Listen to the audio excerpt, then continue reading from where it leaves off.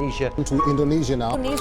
We turn now to Indonesia, where one province, in the wake of the devastating tsunami of 2004, has embraced Islamic Sharia law. Public caning, gender-based violence, extreme regulations. Is that the reality in Aceh? Aceh, the only province in Indonesia that has introduced Sharia law. Aceh had a very long conflict for about 30 years. It's between the separatists of Aceh and the Indonesian government. Before it was devastated by the tsunami, the province of Aceh had seen a different, slower kind of devastation. A 28-year-long civil war which had left an estimated 14,000 dead. Whoever controls the Indian Ocean will dominate Asia. The destiny of the world will be decided on its water. It is a quote famously said by US most influential strategic thinker by the name of Alfred Mahan. Because you can see that the Indian Ocean connects 5 continents: Asia, Africa, Antarctica, Oceania and Europe.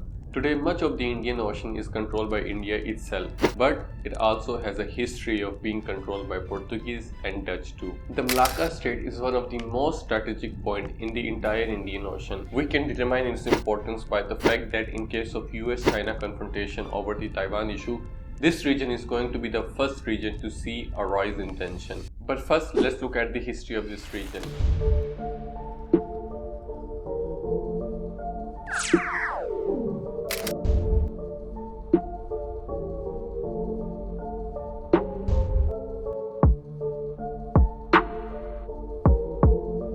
You see that the Malacca Strait was for centuries act as a gateway on which Asian trade from India to China was linked, and along with the trade, various culture and religious elements also traveled to the port of Asia. The Malacca was founded by a Buddhist prince by the name of Paramvera, who had come from the ancient city of Palembang in southern Sumatra. He had married a princess from Majapahit Empire of Java, and at the end of 14th century he embraced Islam and adopted the title of Mukandar Shah. Now let's look at Sumatra Island in bit more detail. You see that Sumatra Island is also mentioned in Hindu ancient literature Ramayana as the island of gold. The Sumatra Island is blessed with abundant nature, trees, mountains and rich surrounding water. The Parisen mountain further enhances the beauty of this region. The two well-known ports on Sumatra Island east coast, known by the name of Perlak and Sumatra Pasai, was also visited by Ibn Battuta and Marco Polo in the 14th century. The visit of Marco Polo and Ibn Battuta provide us with the information that Islam had already reached on this island, and the Islamization of this island had already begun in the 14th century. But in the 14th century, many other European nations also wanted to spread the message of Christianity around the globe, and in doing so they could also expand their empire. And one of that nation is the Portuguese.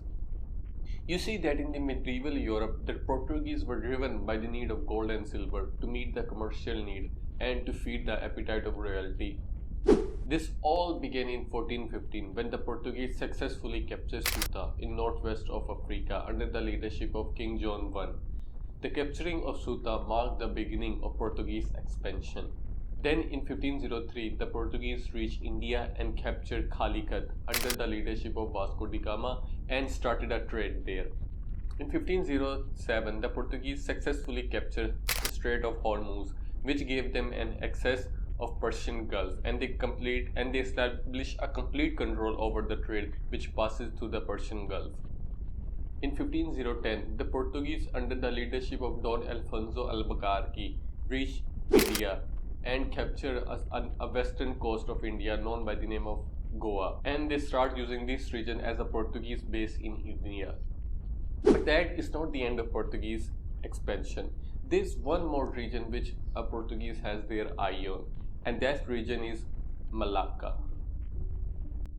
In after capturing Goa in 1510, Don Alfonso Albuquerque turned his complete attention towards Malacca. He left India on May 2nd, 1511 with 18 ships consisting 600 Mahalabaris and 800 Portuguese. And on his way to Malacca, he stopped at Sumatra Island. And then he reached Malacca in early July 1511. After a few days of arrival, he started attacking Malacca by burning houses along the coast and covering many coastal regions. But during the first two attacks, the Portuguese were unable to defeat the Sultan of Malacca, Mahmud Shah. It was the third attack made by Portuguese which helped them to capture Malacca, and they were finally succeeded in sending the Sultan of Malacca, Mahmud Shah, into an exile.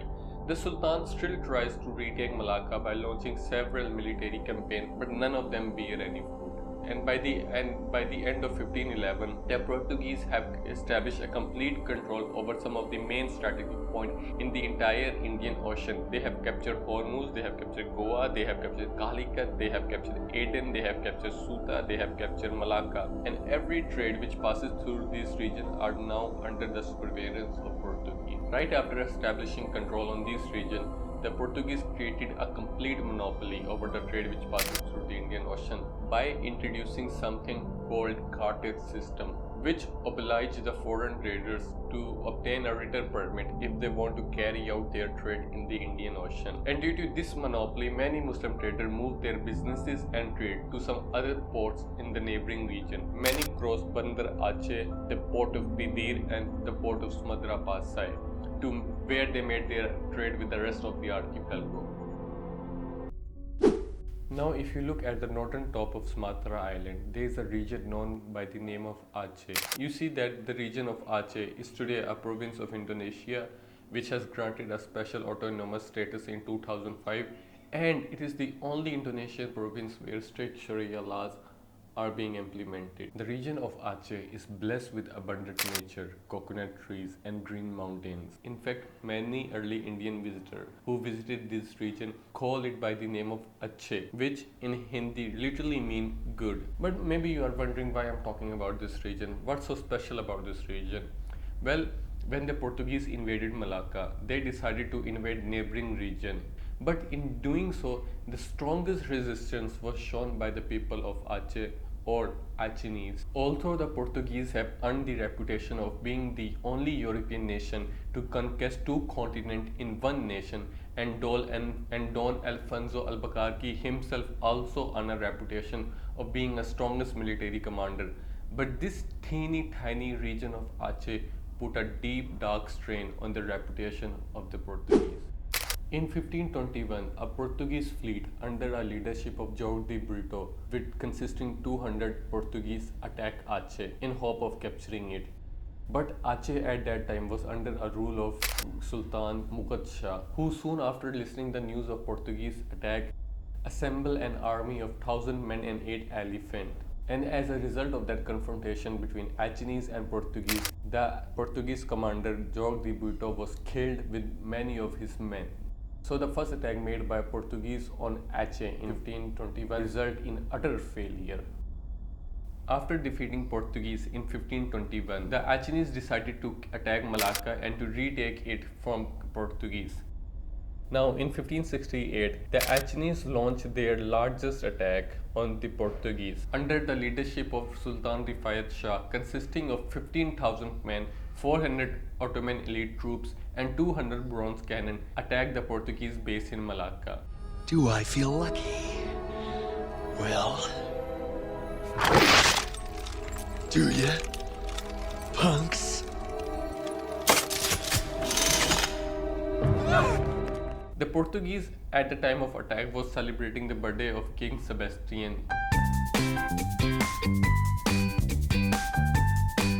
So the attack basically comes to them as a surprise. And without wasting any time, the Portuguese asked for help from the neighboring region of Johor.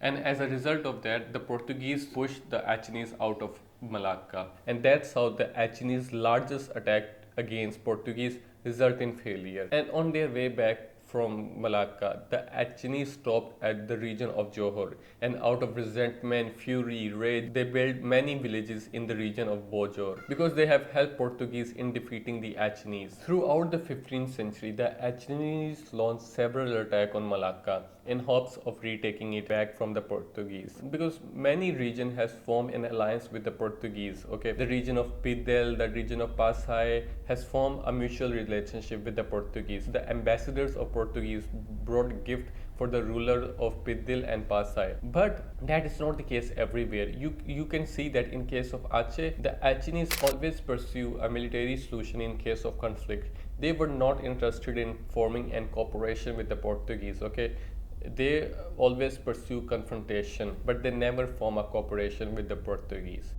It was not until 1641 that another emerging European nation came into action, the Dutch.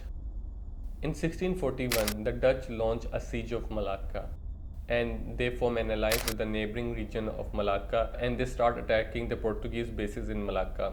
And by the end of 1641, the Dutch successfully retake Malacca from the Portuguese, and it's now become a Dutch colony. Now, many sultans of Sumatra island does not have a good relationship with Aceh because they kept forcing Aceh to form a cooperation with the invader or the foreigner. But the Achenes never formed a cooperation with any foreigner or invader. So the sultan of neighboring region forced the Dutch to invade Aceh, because if the Dutch managed to capture Aceh, it could give them a huge benefit because of Aceh's strategic location and its strategic importance. And by the end of 17th century, the Dutch have just colonized the entire Indonesian archipelago except that little tiny teeny region of Aceh. And then in 1873, the Dutch turned their complete attention towards Aceh, and on 26 March 1873, the Dutch declared a war, and the Achenes War began, which lasted until 1914. And the war is fought between Sultan of Aceh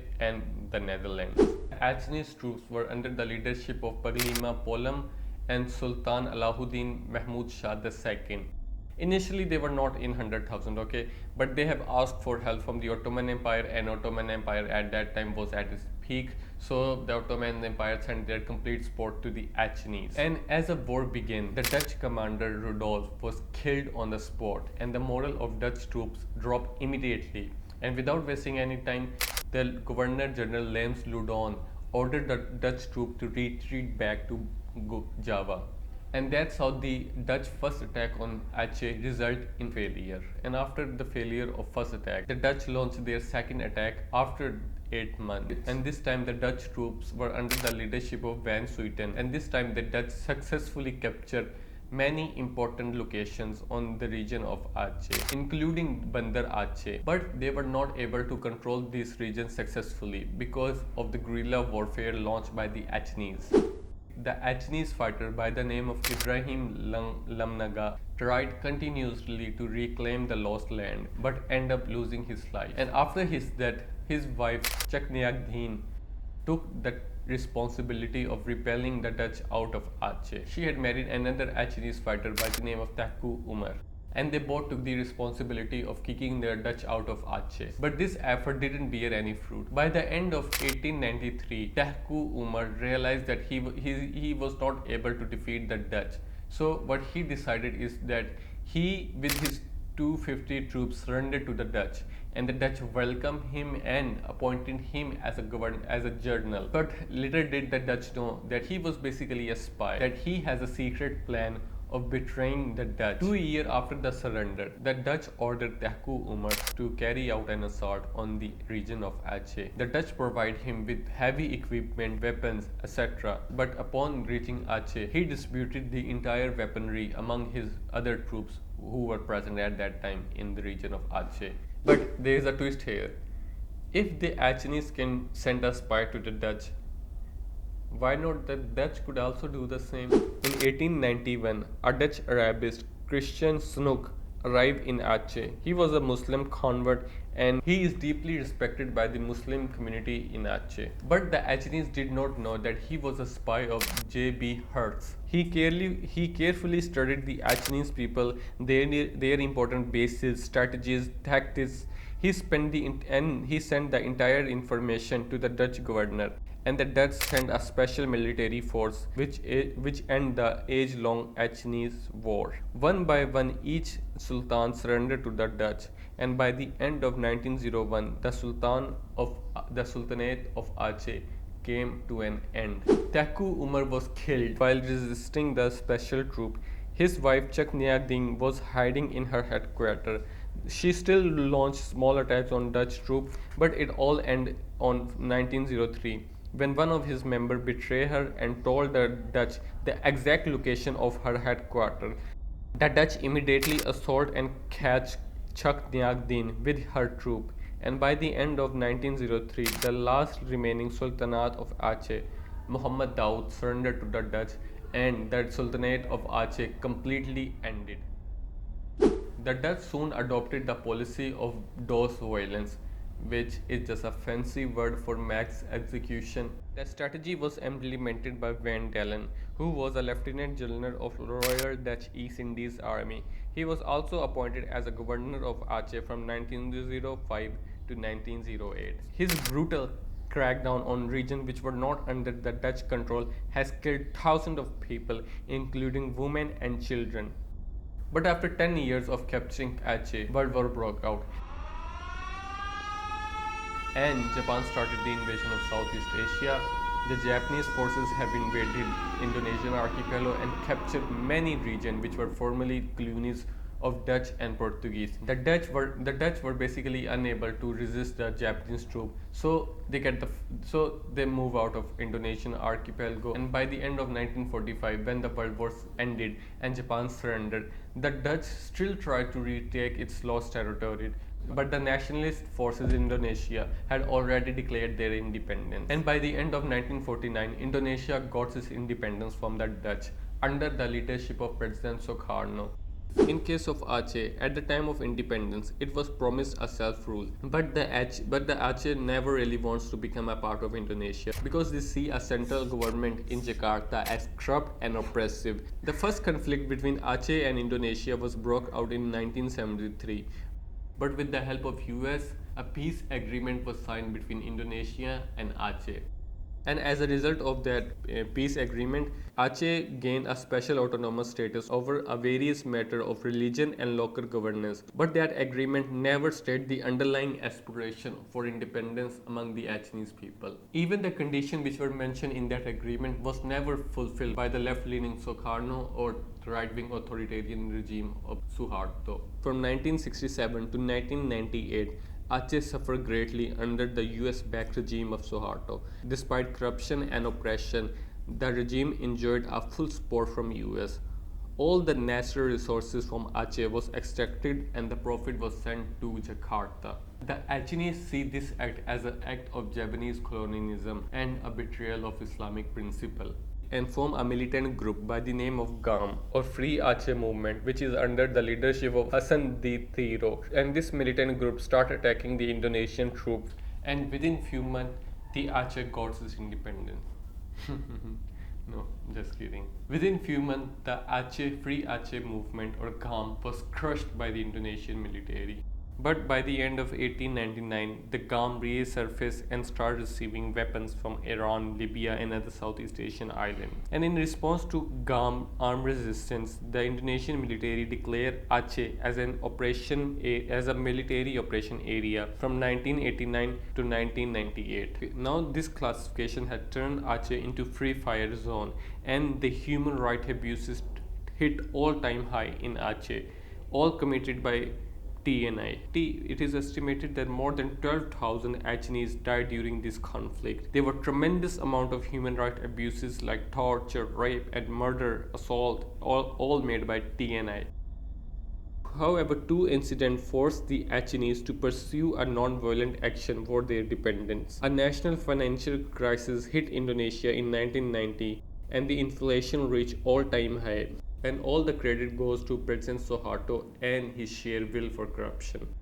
A political chaos in Jakarta destabilized Suharto authoritarian regime, and B.J. Habibie became the shortest serving president of Indonesia, who is still remembered as a president who made a transition of Indonesia from an authoritarian country to a democratic one.